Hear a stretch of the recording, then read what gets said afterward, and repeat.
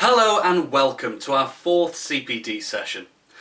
In this one we'll be examining Resource Pack 4, Martian Chemistry. If you have not yet looked through the topic's resource pack, we would recommend that you do so before continuing with this video. The link is available in the description. Now that we've thoroughly examined the material, let's go through the resources for this session.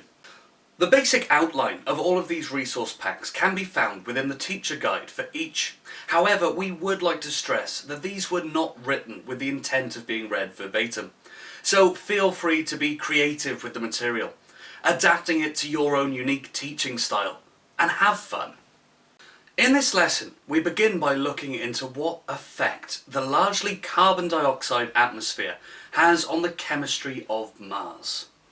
For this, we begin by discussing the differences in atmospheric composition between Earth and Mars, so that the pupils can understand why this is such an important discussion about Mars. We then focus in on carbon dioxide as a molecule and look at some of its properties. This then leads into our first video of the lesson, which shows the sublimation of dry ice.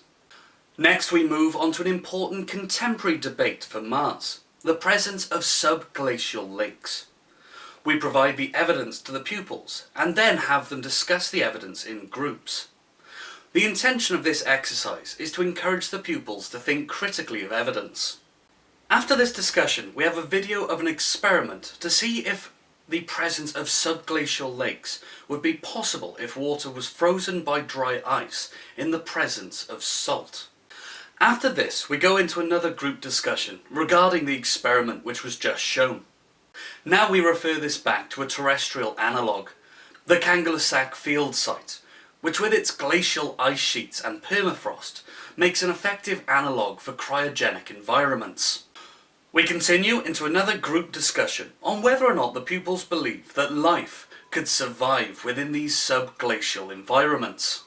Lastly, we close out with a few questions linking back to the session in order to reinforce the subjects taught. Join us next time for our session on the resource pack for Lesson 5, Brines on Mars.